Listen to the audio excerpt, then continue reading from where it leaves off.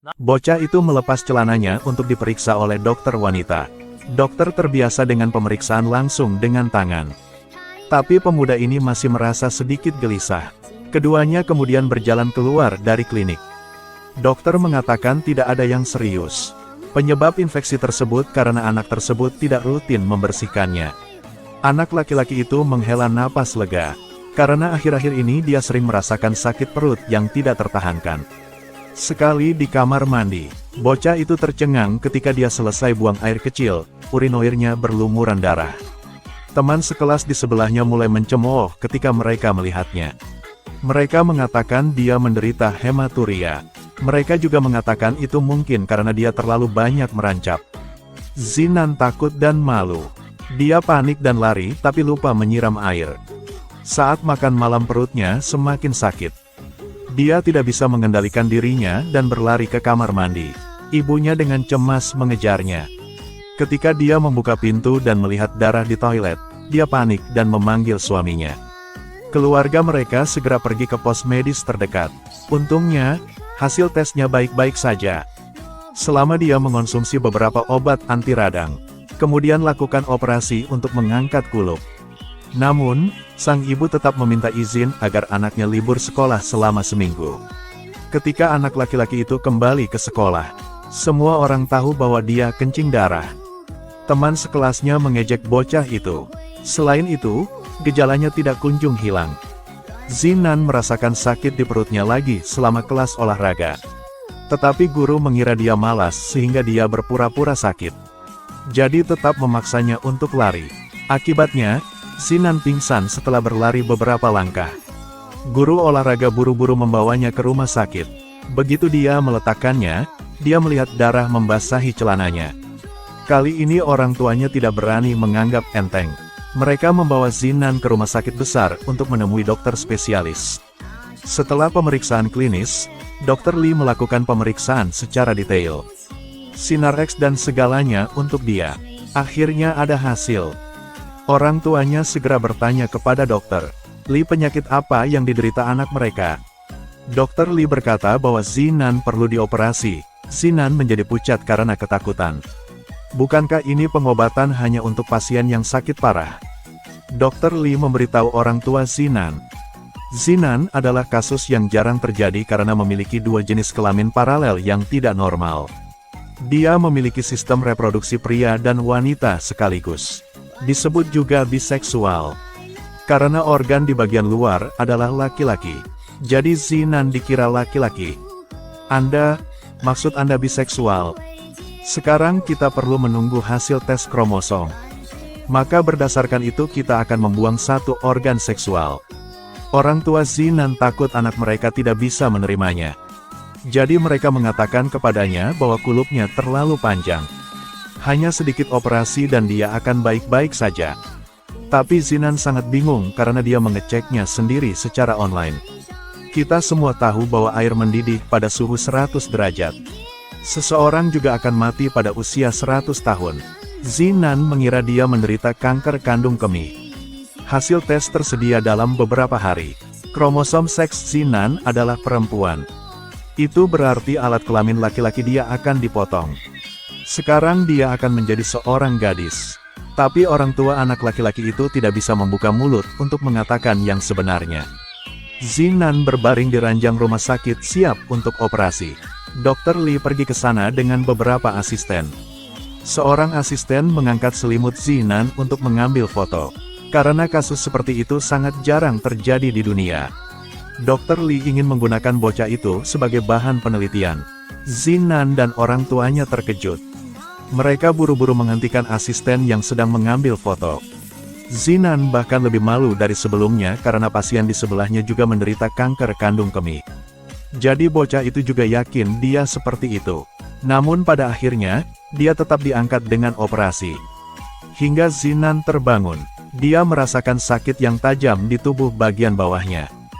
Dia merasa ada sesuatu yang salah dan ingin menjangkau dan menyentuhnya. Tetapi dia menemukan bahwa dia bukan lagi seorang pria. Bagaimana semua orang bisa menyembunyikan ini darinya? Zinan telah menjadi anak laki-laki selama lebih dari 10 tahun. Dia tidak dapat menerima bahwa dia tidak akan menjadi laki-laki selamanya. Tapi dia masih merasakan sakit di tubuh bagian bawahnya. Sudah beberapa hari dan dia masih membutuhkan obat penghilang rasa sakit. Dr. Lee mengatakan bahwa dia mungkin mengalami sakit halusinasi. Apakah Anda bisa merasakannya? Hanya saja belum menghentikan kebiasaan lama itu. Jika mata bisa diubah menjadi pisau, kemudian Dr. Lee pasti telah dibunuh oleh Zinan. Ibunya mengajarinya cara memakai bra. Sekarang payudaramu akan semakin membesar. Jika kamu tidak memakai bra, itu tidak sopan. Aku tidak ingin memakainya. Ayo, ibu akan mengajarimu cara berpakaian yang sangat sederhana. Putar baju kamu dari belakang ke depan lalu putar. Oke, berdiri dan tunjukkan padaku. Zina telah menjadi anak laki-laki selama lebih dari 10 tahun. Sekarang dia menjadi seorang gadis. Dia sama sekali tidak terbiasa dengan identitas baru ini. Dia pernah berpikir untuk bunuh diri setelah operasi. Orang tua merayakan ulang tahun ke-15 gadis itu. Mereka mengatakan dia akan pergi ke sekolah barunya dalam beberapa hari. Wajah Silan acuh tak acuh dan tanpa emosi. Gadis kecil menghancurkan boneka hadiah ulang tahun di atas kue. Ketika Silan pergi ke sekolah baru, gadis itu sangat sadar diri saat berjalan. Dia membenci tanda wanita. Silan berdiri di podium ruang kelas baru. Secara tidak sengaja memperkenalkan nama lamanya adalah Zinan. Guru tidak tahu apa-apa tentang masa lalu gadis itu. Jadi pikir dia mengatakan Silan. Dia memiliki kulit yang indah. Dia sangat imut. Pujian ini sangat buruk bagi Silan. Guru mengatur agar Silan duduk di sebelah seorang gadis. Gadis bernama Chen Zi ini adalah kecantikan kelasnya. Jantung anak laki-laki Silan juga berdetak kencang. Dia jatuh cinta dengan Chen Zi pada pandangan pertama. Biasanya Chen Zi tidak selalu bersahabat dengan gadis lain. Hari ini, dia memperhatikan tatapan Silan, jadi dia menoleh. Menakjubkan, dia dengan lembut mengingatkan Silan untuk pergi ke kamar mandi untuk menanganinya. Ternyata Silan sedang menstruasi. Dia bergegas ke kamar mandi. Dan tetap menjaga kebiasaan masuk ke toilet laki-laki. Setelah kecanggungan yang membingungkan, gadis itu hanya melilitkan kemejanya di pinggangnya dan kembali ke kelas. Tapi dia melihat bahwa Chen Zi baik dan perhatian dan membersihkan kursinya. Melihat itu, Silan sangat tersentuh. Chen Zi mendengar bahwa ini adalah pertama kalinya Silan mengalami menstruasi. Dia bahkan tidak tahu cara menggunakan tampon, jadi dia menawarkan untuk mengajar Silan. Dua orang pergi ke supermarket. Chen Zi dengan senang hati mengulurkan sebungkus tampon untuk dipilih Silan. Silan sangat malu sehingga dia tidak tahu harus mencari kemana. Keduanya menjadi teman baik. Chen Zi mengajak Silan membeli pakaian, menata kukunya, dan mengeriting rambutnya, menunjukkan cintanya pada teman makan baru yang cantik ini. Tapi Chen Zi bukan satu-satunya yang menyukai Silan. Teman dari kelas sebelah memberi Silan surat cinta. Gadis itu berteriak, seolah-olah Silan telah memakan seekor lalat. Chen Zi bercanda bahwa mungkin Silan tidak menyukai laki-laki. Silan mengakui dengan marah.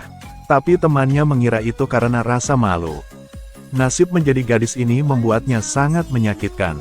Saat melihat foto-foto cewek seksi di majalah, Silan tidak bisa menahan diri untuk tidak memasukkan tangannya ke dalam celana seperti sebelumnya. Sampai dia tidak bisa menemukan hal yang familiar. Baru kemudian dia menyadari bahwa hari ini berbeda dari masa lalu. Tapi Silan masih tidak bisa menahan perasaannya pada Chen Zi. Dia mengirim SMS dan mengundang Chen Zi untuk datang rumahnya. Begitu Chen Zi memasuki pintu, dia langsung tertarik pada komputer Silan. Headphone anak laki-laki, grafik 8800. Ternyata mereka berdua adalah penggemar lama game tersebut. Chen Zi akan menyalakan komputernya untuk memamerkan keterampilan teknologinya. Dia melihat foto-foto yang diambil Silan ketika dia masih kecil di layar komputer. Silan tidak memiliki keberanian untuk mengatakan yang sebenarnya, jadi dia mengatakan itu adalah mendiang kakaknya. Chen Zi tidak banyak berpikir. Dia memeluk Silan dengan erat untuk menghibur temannya. Kecintaan Silan pada Chen Zi semakin dalam. Tahu bahwa ulang tahun Chen Zi akan segera tiba. Silan dengan hati-hati membuat kartu ulang tahun. Chen Zi bahkan mengiriminya SMS yang mengundangnya ke rumahnya pada hari ulang tahunnya. Jadi keduanya naik bus. Seorang cabul sedang duduk di sebelah Xilan. Tangan mesum itu terus menyentuh dan membelai pahanya. Dia tidak pernah dalam hidupnya berpikir bahwa orang cabul akan menganiaya dirinya. Jadi dia tidak bisa memikirkan apapun. Dia hanya berani diam-diam mengisyaratkan Chen Zi yang duduk di sebelahnya. Setelah Chen Zi mengetahuinya, dia menuangkan seluruh botol cat kuku ke wajah cabul itu. Xilan bahkan lebih ditaklukkan oleh feminitas Chen Zi. Tapi ibu Chen Zi tidak senang melihat Xilan. Xilan dengan cemas bertanya apakah ibunya tidak menyukainya. Chen Zi menyuruh Xilan untuk tidak khawatir, dan bawa dia ke tempat sepi. Chen Zi berkata bahwa ibunya tidak ingin orang lain mengetahui bahwa dia telah bercerai. Jadi dia tidak pernah membiarkan Chen Zi mengajak teman-temannya datang. Xilan adalah teman pertama yang mengetahuinya. Melihat bahwa Chen Zi telah curhat padanya, Xilan akhirnya mengumpulkan keberaniannya. Aku biseksual. Dia mengakui penyakit bawaannya, dan dia baru saja menjalani operasi belum lama ini. Berubah dari laki-laki menjadi perempuan. Chen Zi selesai mendengarkan, tidak hanya tidak mendiskriminasi Xilan, tetapi dia juga memeluk Xilan dan berkata dia tidak keberatan. Dia juga berjanji akan merahasiakannya, tapi hanya beberapa hari kemudian. Rahasia ini bukan lagi rahasia. Lepas pakaian dalamnya dan periksa. Sekelompok siswi menekan Xilan ke dinding, untuk melihat sayatan bedah gadis kecil itu. Xilan tidak berdaya untuk melawan. Pada saat itu Chen Zi juga berlari datang. Dia mengusir semua gadis lain. Kemudian dia memeluk Xilan dengan erat dan bertanya apakah dia baik-baik saja. Tapi Xilan memandang temannya dengan kebencian. Karena dialah yang membocorkan rahasianya.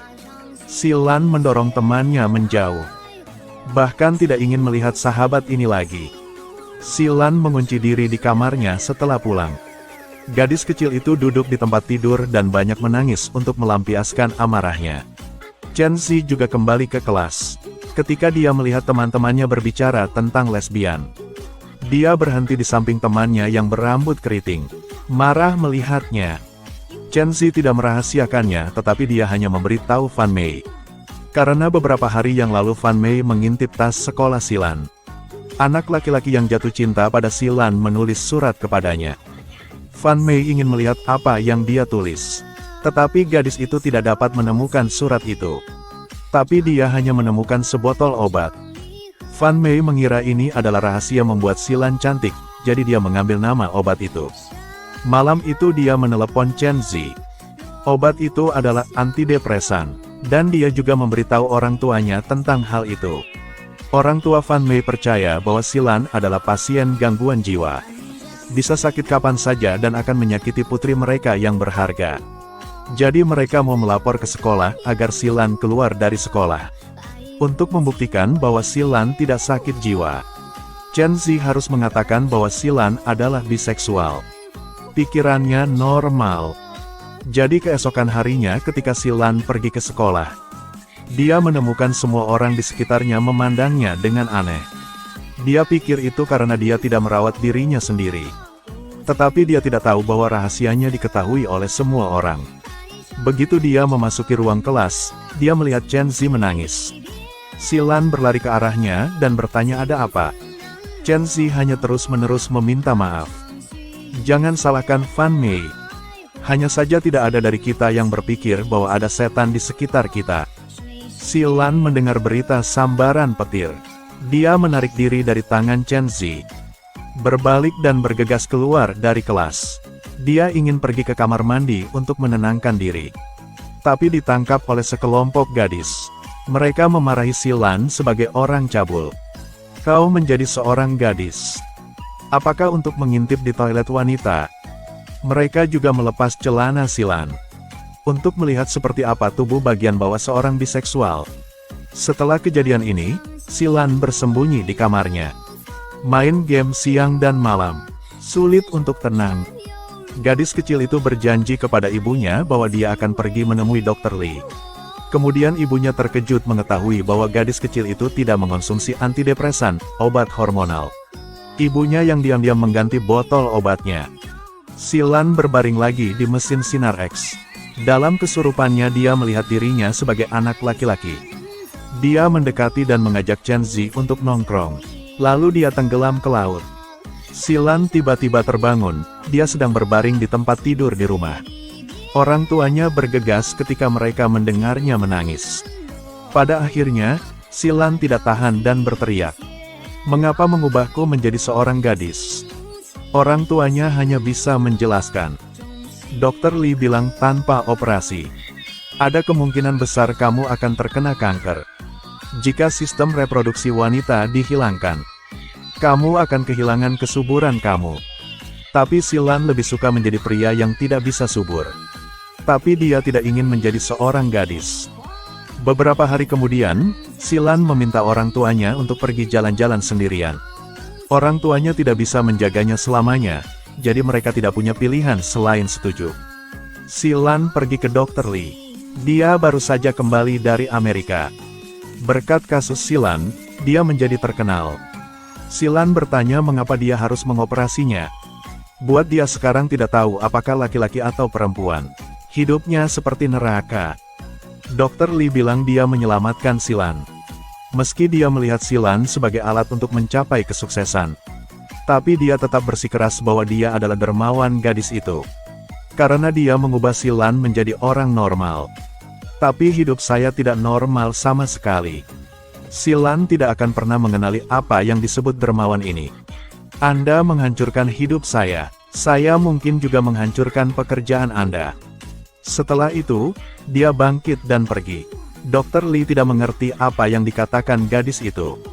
Tapi dia tidak memikirkannya. Silan pergi ke toko bunga untuk membeli buket bunga matahari. Penjual itu dengan hangat mengundangnya untuk kembali lagi lain kali. Mendengar ini, Silan berhenti berjalan. Tapi kemudian dia diam-diam pergi. Dia menyerahkan buket itu kepada orang tuanya dengan ekspresi kosong. Mereka juga memuji setelah menjadi anak perempuan estetikanya meningkat. Silan tidak mengatakan sepatah kata pun dan kembali ke kamarnya. Dia mengenakan gaun renda putih feminin. Make up-nya cantik sekali. Keluarkan parfum dan semprotkan di pergelangan tangannya. Lalu seperti wewangian yang memabukkan, dia menari di sekitar ruangan. Silan melihat dirinya di cermin dan perlahan tersenyum. Inilah yang mereka harapkan. Ini juga merupakan karya Dr. Li yang paling sukses.